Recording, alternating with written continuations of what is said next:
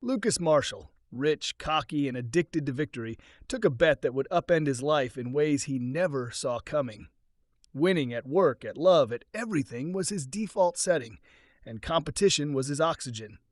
So when his close friend Jack lobbed a daring challenge across a glittering New York soiree, Lucas felt that familiar spark of adrenaline.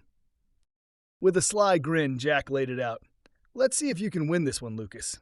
I bet you don't have the nerve to marry a woman who isn't your usual type." Lucas, famous for chasing slim, conventional beauties, blinked. Pride pricked, he lifted a brow. "And the prize?" Jack's smile curved as he lifted his champagne. $1 million to the winner. But you've got to marry her, and stay married at least 6 months. The number, the stakes, the game itself, it all thrilled Lucas. He said yes without a flicker of doubt. The woman Jack had in mind was Chloe Richards, a woman who didn't fit the mold of what people called classic beauty. Lucas didn't know her, but to him, this was another contest to dominate. Days later, he received a dossier of details. Chloe was confident, independent, and stubborn, a stark contrast to the women who normally orbited Lucas. That alone hooked him. He liked control. She wouldn't be controlled. How would that play out? They met first at a high-end restaurant. When Chloe arrived, Lucas immediately registered how unlike anyone else she was. The atmosphere didn't faze her, and neither did Lucas. She held his gaze with unshaken poise. "You must be Lucas Marshall," she said, taking the seat across from him. "And you must be Chloe Richards," he replied, cool, measured, offering his hand. She paused, then took it with an assured, deliberate grip that signaled she didn't scare easily. "Let's not dance around it," Chloe said, every word crisp. "I know why we're here. I know about the bet, the terms, the rules." Lucas hid his surprise. "And you still agreed to meet?" He genuinely wanted to know why. "I have my reasons," she said after a brief, thoughtful silence. "I'm not naive, Lucas. 6 months sounds short, but plenty can happen in that time. If you think you'll bully me or steer my life, you're mistaken." He smiled. She was turning out to be the kind of challenge that sharpened him. It made the whole thing more compelling. By the end of that first dinner, Lucas was intrigued. She didn't look at him with awe, and he couldn't intimidate her. That friction stirred an unfamiliar curiosity, maybe even a hint of admiration. Days later, he still couldn't stop strategizing the next move. He was used to being the chess master. With Chloe, though, it was clear she was moving her own pieces. They chose a humble cafe for round 2, Chloe's idea, not his usual scene, which only added to his curiosity. He wanted to know who she really was and why she consented to a marriage that came with an expiration date. Chloe was already at a small table, hands wrapped around a cup of tea and a calm smile in place.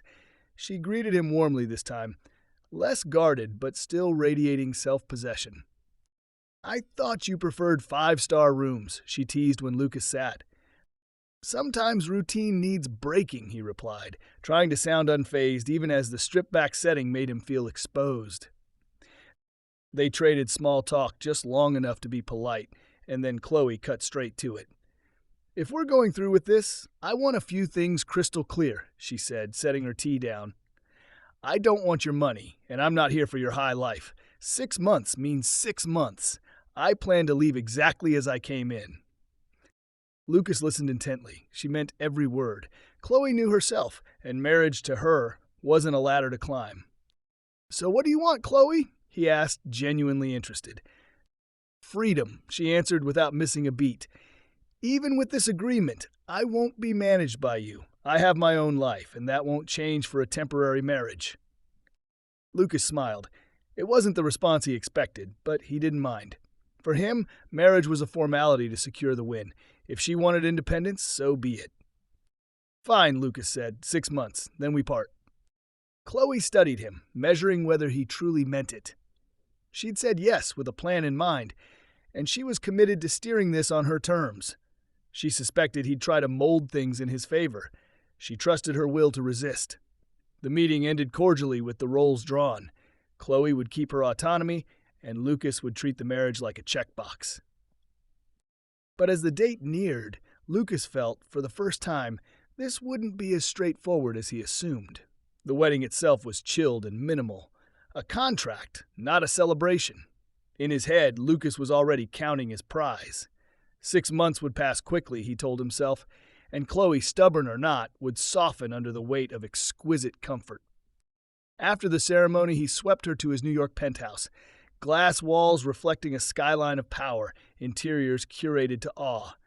This, he believed, would be the arena where he'd win, by dazzling her with magnitude. But from the door onward, Chloe stood her ground. She moved through the opulence cool and distant. She looked Lucas dead in the eye. 6 months, Lucas, not a day more, she said, then turned to the glittering city as if the diamonds around her meant nothing. He smiled, confident. Resistance at the start was normal. Every woman before eventually gave in, to charm, to luxury. Chloe would too, or so he thought. In the first days, Lucas tried everything. Jewelry boxes that sparkled, labels that screamed status, spontaneous getaways. He expected gratitude, an easing of her edges. She refused it all. "I don't need any of this, Lucas," she would say, calm, resolute. It got under his skin. For the first time, the man who always got a yes met a wall that didn't budge. It stopped being about the bet. It got personal. He had to bend her. He had to prove he still wrote the rules. So he pressed harder. He told her she didn't need a job anymore, that her role as his wife was enough. When she pushed back, he dragged out schedules, rearranged commitments, and kept her waiting. He engineered circumstances to maintain leverage. And still, Chloe held firm, unshakable. The more he pressed, the more it fueled his obsession to crack her resolve. Their home became a field of hidden mines. Little provocation detonated in ordinary conversations, yet Chloe, sharp and unflinching, disarmed his attempts to belittle or pin her down. One tense night, he tried a new angle, a softer, emotional one. "I don't get you, Chloe," he admitted, frustration and fascination mingling. "Anyone else would be thrilled by this life. Why isn't it enough? What do you actually want?" She raised her eyes, and there was fire he had never faced. "What do I want? Respect, Lucas. I'm not a piece on your board.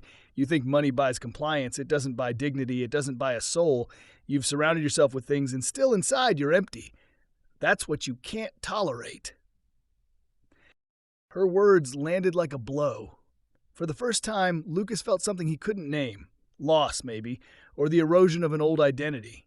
She wasn't just resisting him. She was exposing him, and that exposure rattled him to the core. Instead of relenting, he doubled down. He moved to isolate her, to make her believe life without him was smaller and harder. Calls went unanswered. Doors she needed were quietly locked. Plans she'd made were inexplicably derailed. But Chloe was not easily cowed. Every time he knocked her back, she rose, fiercer. She clung to her own authority and refused to let his world remake her. Then one night, Chloe dealt a deliberate card. "You think you've got control," she said evenly, eyes trained on him. "But I have a plan too. And when I decide it's time, you'll realize this game runs deeper than you ever guessed." For once, Lucas didn't have a comeback. He felt for the first time that he might have underestimated her, and that the ground beneath him wasn't as solid as he believed. Weeks stretched taut, tension thrumming through every day as Lucas scrambled to regain advantage while Chloe met each thrust with unflinching calm. He couldn't breach her defenses. In the process, something in him began to shift. It wasn't only respect growing, it was something more dangerous. She was getting past his armor. Late one night after a vicious argument, he stood alone before the vast windows, the city's lights usually a comfort. Now they felt cold. Why did this hurt? She was a 6-month commitment, no more. But she was inside his head. She saw through the persona he had perfected, and it made him feel exposed in a way he'd never allowed. Chloe, meanwhile, moved through her days as if waiting. For what, he couldn't tell. There was a barrier he couldn't scale, and it gnawed at him. Pride? Fear? Maybe both. He kept being drawn back to her, helpless against the pull. "You're different," Jack said over a casual dinner, the same friend who'd started this with a dare. "Normally you'd have wrapped this up by now. She's getting to you." Lucas forced a smile. Jack was right. It was infuriating and undeniable. That night, he decided to put a lid on it.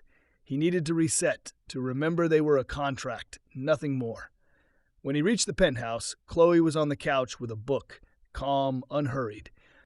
"Can we talk?" Lucas asked, finally breaking the silence that had become routine.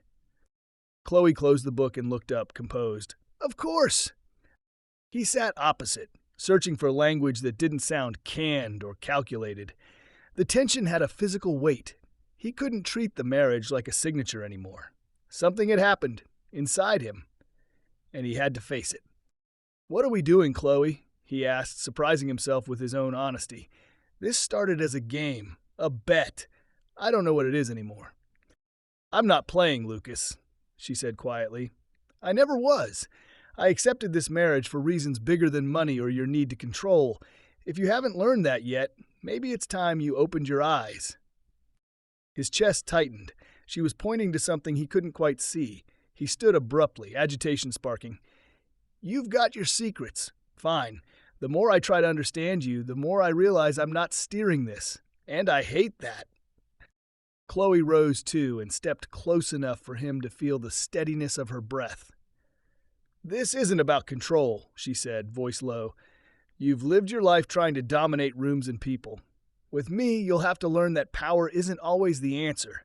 Sometimes things have to be allowed to be." He looked into her eyes, and a new kind of silence came over him, the kind that reveals rather than hides. For a beat, he saw her as Chloe, not as an obstacle. "So what do you want?" he asked, barely above a whisper. "I want you to figure that out," she said, then turned and left him alone with the question. It lingered like a riddle he couldn't solve. In the days that followed, the distance between them seemed to widen, and yet Lucas felt nearer to understanding her than ever before. He couldn't stop wondering what she was holding back and why. She was changing him, and the depth of that unsettled him.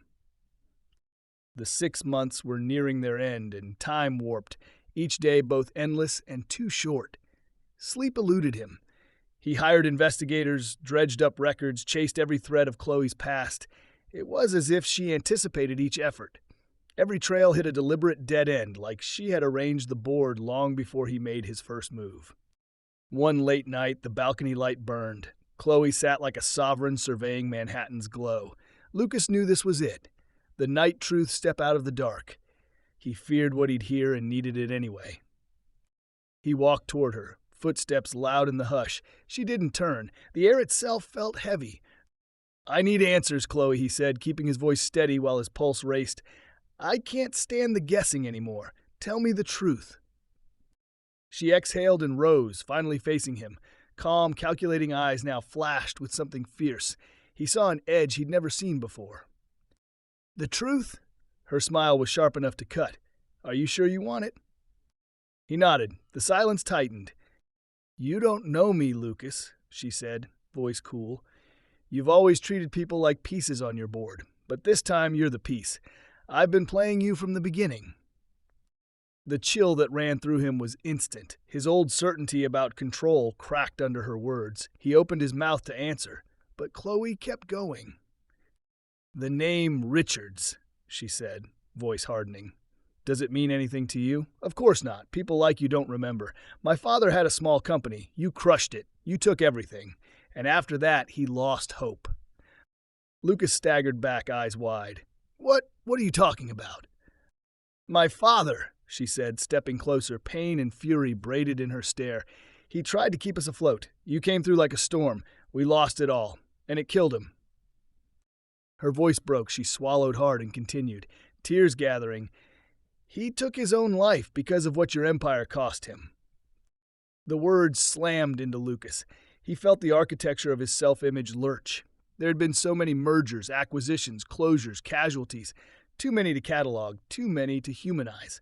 Suddenly all the faceless losses had a face, a name, a daughter. "Chloe," he tried, and "No," she snapped. "You don't get it. This isn't just balance sheets. You erased livelihoods. You erased my father. While you celebrated, we drowned. We had nothing." He stood speechless. The weight of it settled on his chest, making it hard to breathe.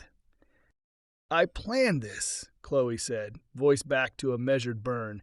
"When I heard about the bet, I saw an opening. I walked into your life on purpose.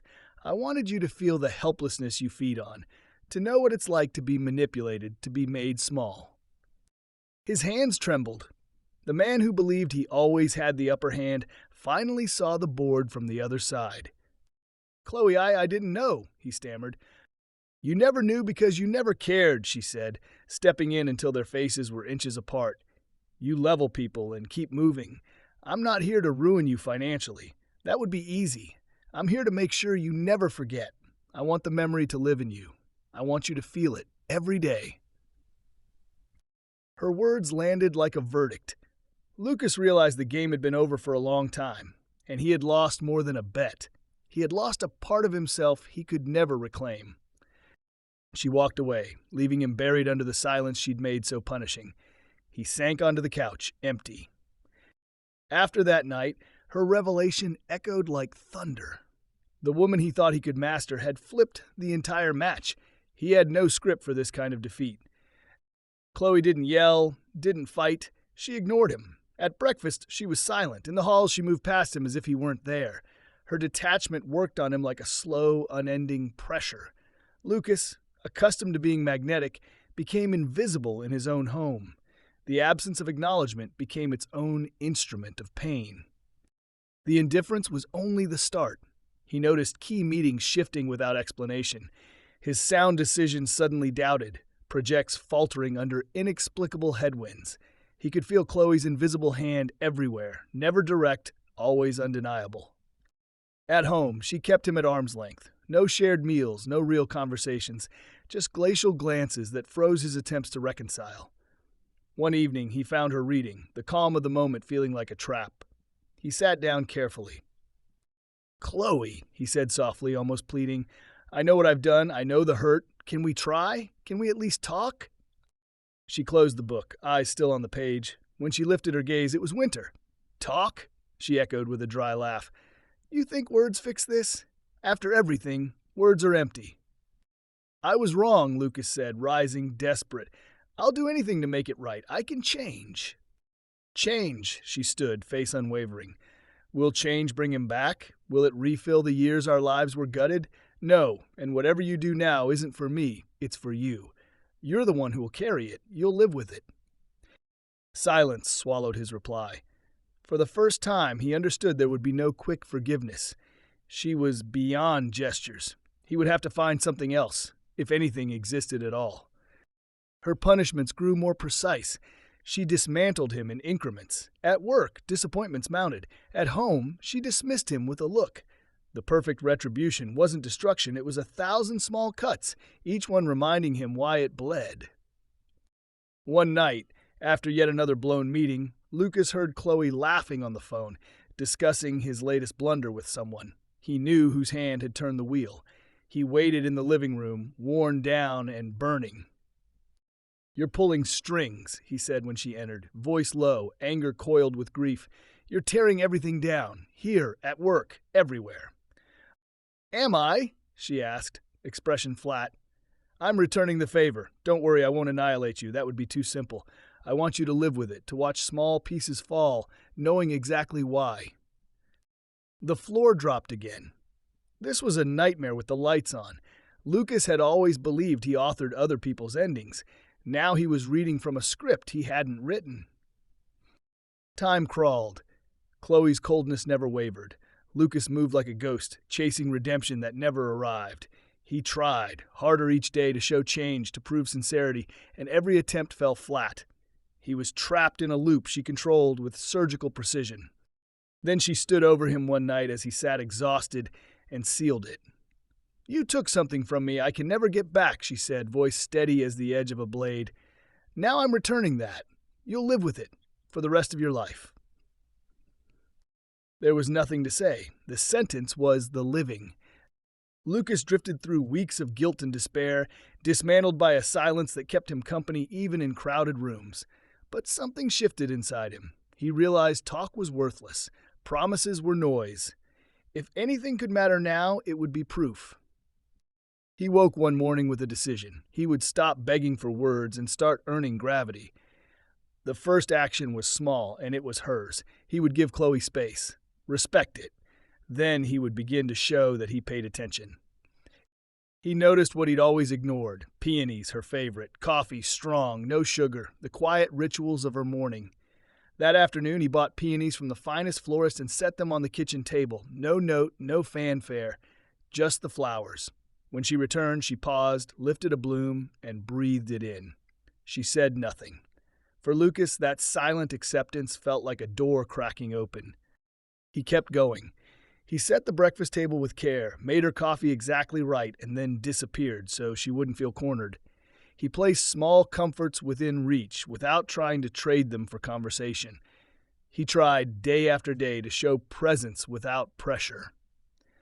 Still, Chloe kept her guard high. He was patient. He would not quit. On a cold evening, Chloe stood on the balcony, a blanket around her shoulders, the city pulsing below. Lucas brought a cup of hot tea and offered it without a demand attached. "Here, thought you might like something warm." She accepted and said nothing, eyes on the skyline. He stood beside her, quiet. The silence, for once, didn't hurt. "Why are you doing this, Lucas?" she asked at last. "Because I finally understand that talk is cheap," he said, looking out with her. "Apologies won't rewrite anything. I'm trying to show you I'm not the same man. I want to be better. For you, yes, but also because I should have always been." "You can't change the past," she said gently. "I know," he answered, "but I can change what comes next." She looked at him then, and something in her gaze had softened.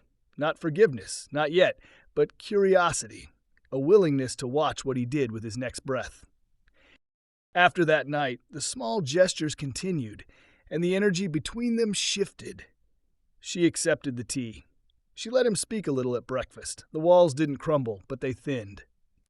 Then one evening, dressed for a meeting, Lucas stopped when Chloe entered with an unreadable expression. "Can you cancel?" she asked quietly. Surprised he didn't hesitate, he canceled.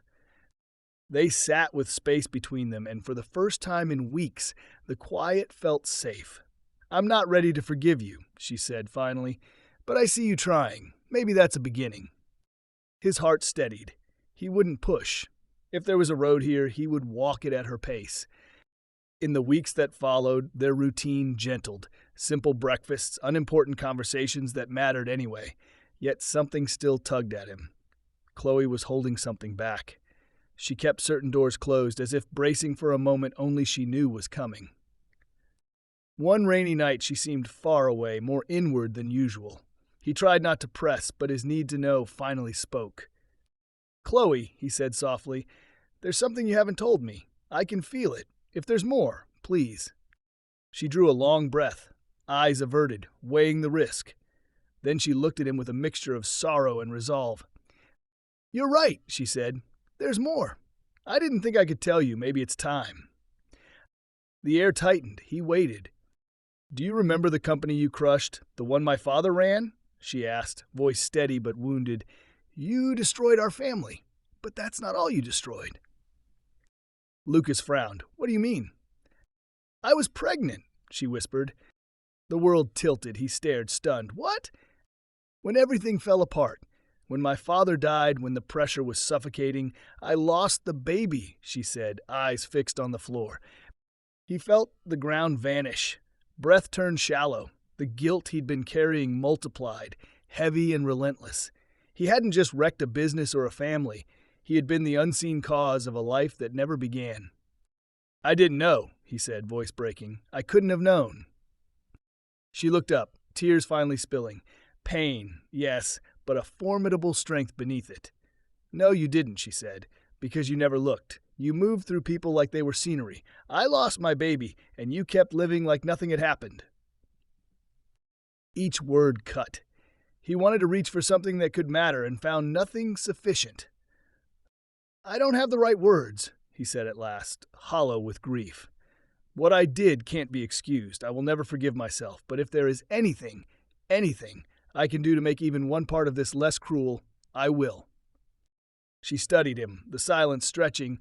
Then she inhaled and made a choice. "I don't know if I can forgive you," she said. "What happened devastated me. But I can see you're trying. Maybe one day I'll find a way to move forward. It won't be easy. It won't be quick."